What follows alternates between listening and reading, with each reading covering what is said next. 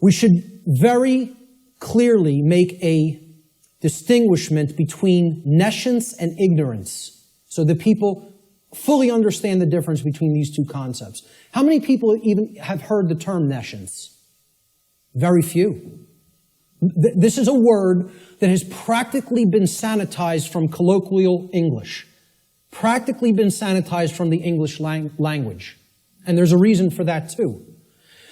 There's two contexts to not knowing something. The first context is nescience. Okay? Nescience comes from the Latin. The prefix ne in Latin means not or not present or absent. Okay? And then sciere in Latin means to know. It's where we get the word science from. Okay? So you put them together, and nescience, it actually, those two roots form another word, nesciere. Nesciere in Latin means not to know, to not understand. But there's a connotation to it. It means to not understand because the specific information that you may be having a desire to understand is completely absent. It is not present, and you cannot actually aggregate that information. You can't bring those pieces of grammar together to form the sentence. Okay? It's not present. Okay? So you don't have it at all. It's unattainable. This should be clearly delineated from ignorance. Now, nescience is not someone's fault. The information just isn't there. Okay? You can't be blamed for nescience. There is no blame in nescience. The person who is nescient is not to be blamed for being nescient. The information simply wasn't present so they could take it in and then come to understand it. Ignorance carries blame. This is another thing. People want to think in the New Age movement there's no such thing as. Nobody's to blame. And that goes to that there's no cause for anything that's happening, as you'll hear a lot in the New Age circles. Okay? I very strongly put down these notions, or attempt to. Okay? There are causes and effects. There are people who are responsible for what is happening. There is blame. Blame exists. Okay? There are people who are culpable. We're going to talk about moral culpability later. So ignorance has blame attached to it and responsibility attached to it. Okay? It comes from the Latin verb ignorare in Latin. And this means not to know, just like nescience means not to know, but in a completely different connotation. The connotation of ignorance means you don't know even though necessary information is present and right there before you because you have willfully refused or disregarded that information. Whether you've refused it because it made you feel uncomfortable or whether you disregarded it because you felt that's not important for me to know. I don't need to know that. Or you feel you already understand something that contradicts with what's, the new thing that you're hearing or seeing. Okay? So when you willfully disregard something, okay? If I wanted to willfully disregard the gentleman sitting in the front row, he's present. I could just pretend he's not here and ignore him. That's what ignoring is. This is why I try to say to people, the impact of the word is almost lost to us, of the word ignorance, because of the way it's pronounced. I tell people, start pronouncing it ignorance. Ignorance. Then people will hear the word ignore in it, and the connotation becomes clear. It means you're ignoring it. Ignorance. Okay? That's how I like to say it now. Because the connotation is clear that way. The information is there. The truth is there. And somebody wants to ignore it completely. Now, that is inexcusable. And there is blame that is attached with that. So what I ask people all the time is, do we have a nescient society? Or do we have an ignorant one? Do we have an ignorant one? Is our society ensconced in nescience, or is it ensconced in ignorance?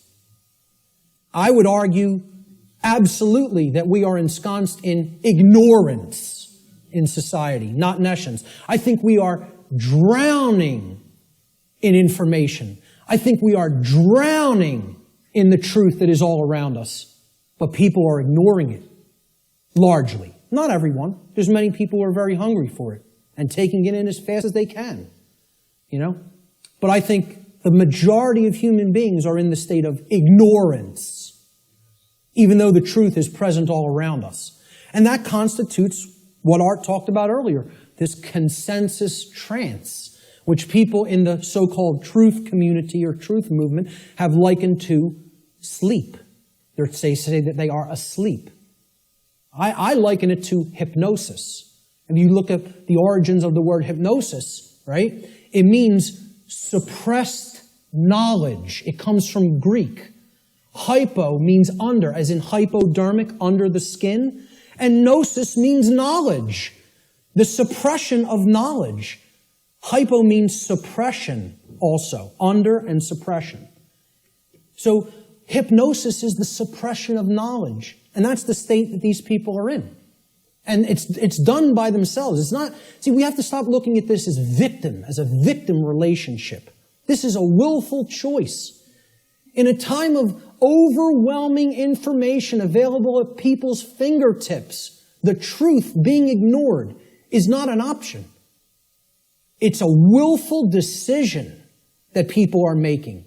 And it's a decision that they should be held accountable to because of what is going on, that they are ignoring, what they are allowing to go on in their name and not saying a thing about it.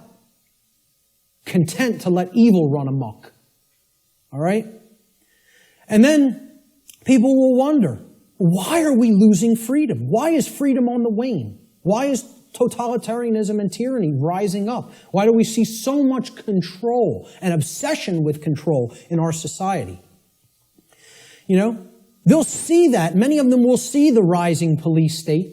They'll see the injustices in our society. They'll see the restrictions on our inherent natural liberty. Okay? But here's the thing. Many of them will not make the transition to grasping. You know?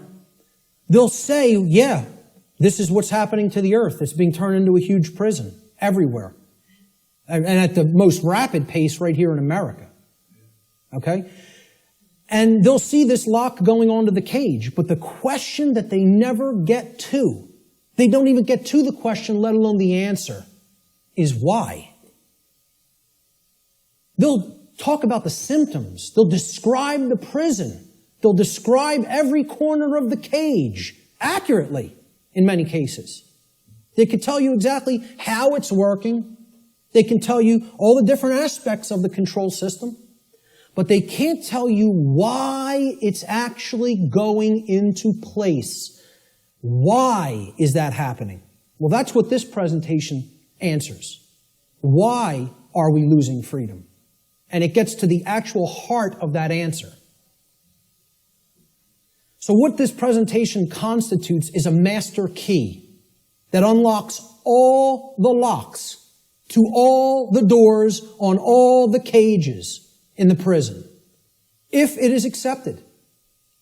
And once again, I don't tell you that belief is required for that, because truth is always present. It's always here. It's a matter of, will we perceive it as being present, acknowledge it's present, by stop ignoring it, okay, and then accept it into ourselves, and then do something with it. Understanding is not the end. Taking in the knowledge and understanding it is the beginning. Action is required. See, knowledge is required, understanding is required, but then action is finally required. Above all, if change is to be created. And that's how the laws of attraction really work. So, will people as a whole, as a society, accept that master key? I can't answer that question. All I could do is try to place it into their hands. After I have taken that key and unlocked my personal prison, my personal cages, and freed my mind, all I can do is try to help people to see, here's how this key works. Here it is. Here's the information that constitutes that key. And here's how you put it to work in your life. That's all I can do. Can't make anybody